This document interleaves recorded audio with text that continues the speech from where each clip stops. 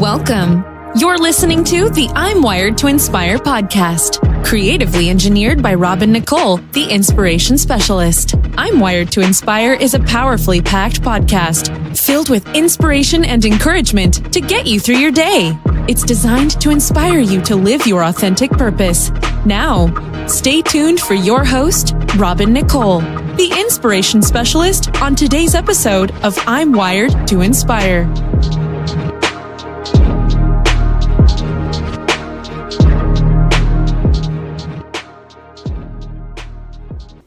Hey everyone, and thank you so much for joining me today on my podcast. I am so happy that you guys are with me for another day to just chop it up and just, kind of figure things out with me, y'all. I'm walking along this road. I'm doing what God is telling me to do, and I just hope that I can help some people along the way. So I put out some feelers on my social media, and I did a couple polls in my IG stories, and I asked you guys, hey, listen, what topics do you want me to talk about? And I've had many different suggestions, but one of the ones that really stuck out to me was a question about soul ties, right? And I've been thinking about this for a while because what I'm noticing is that many times when people talk about soul ties, they talk about sexual soul ties. And I find that I think people who have maybe never had sex and maybe are of a certain age, 20s, 30s, 40s even, they may not have had sex. Or a person who does not have any experience with relationships, they tend to not realize that soul ties are not just exchanging. They don't just come when you exchange bodily fluids or when you have sex with somebody. Let me tell y'all something. And today's topic is emotional soul ties. Okay. You can have a soul tie with a friend, a platonic friend. You can have a soul tie with a family member, someone in a relationship, and you could have never touched them. There could have been no physical contact. But because of your mental exchanges, your sometimes even your verbal sparring, you're going back and forth and you just pouring out yourself into them and just talking more about who you are. These things could have created a portal for you to have a soul tie. When you begin to connect and engage, this is a prime opportunity for someone to come in, and you can become emotionally distracted and you can become emotionally charged based on your interaction with that person. So I want to just kind of give you guys a little bit of information on that, because some of us who think that, because this happened to me, I'm just going to be honest with you. This happened to me. I thought for years I was just kind of in the clear because I'm like, I cleared out my soul ties. I'm good. Oh, it's great. But I wasn't realizing that I had like friendships and people that really knew my personal business, who, really heavy parts of my life. And I would be having dreams. I would wake up crying, just all these different things that I wasn't even thinking about. You know what I mean? Just stuff where I'm like, this shouldn't be that deep. But that's when I realized it's like, hey, like Robin, soul ties are just not people you have sex with. So there can be different relationships and situations in your life where you have been tied and your souls have become connected.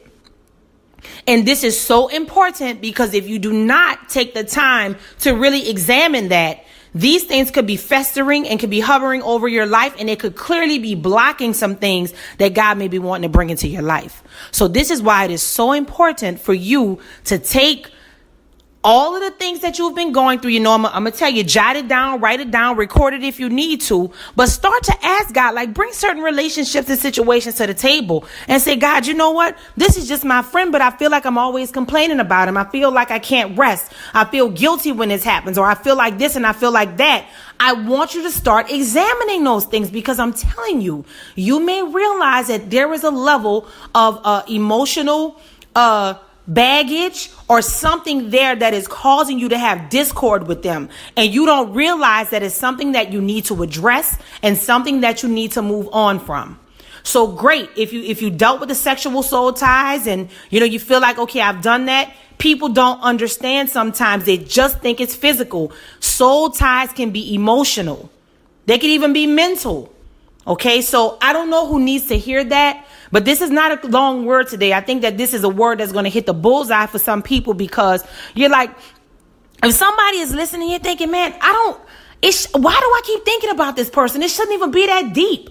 Like, why hasn't this gone away? Like, I didn't sleep with them, or I wasn't friends with them that long, or whatever. Y'all, spirits jump.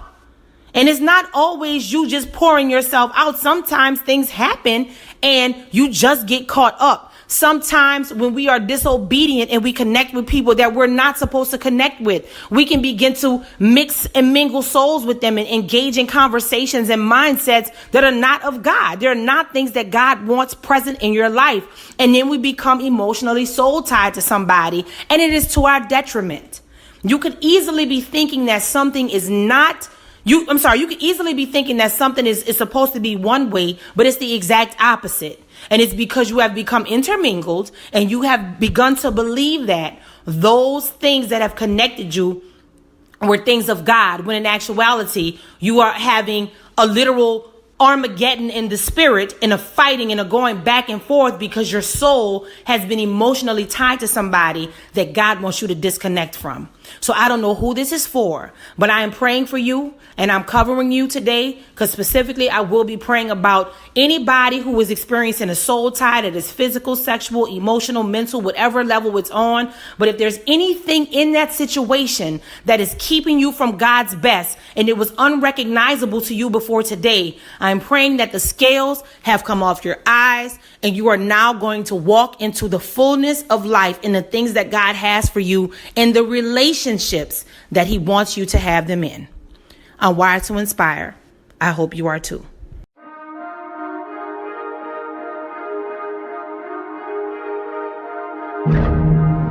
Thanks for listening to I'm Wired to Inspire podcast at I'mWiredToInspire.com. If you enjoyed the show, spread the word and be sure to hit the 5-star rating on iTunes. For more information on this podcast and inspirational products and services, log on to I'mWiredToInspire.com. And remember to live your authentic purpose. Thanks again, and see you next time.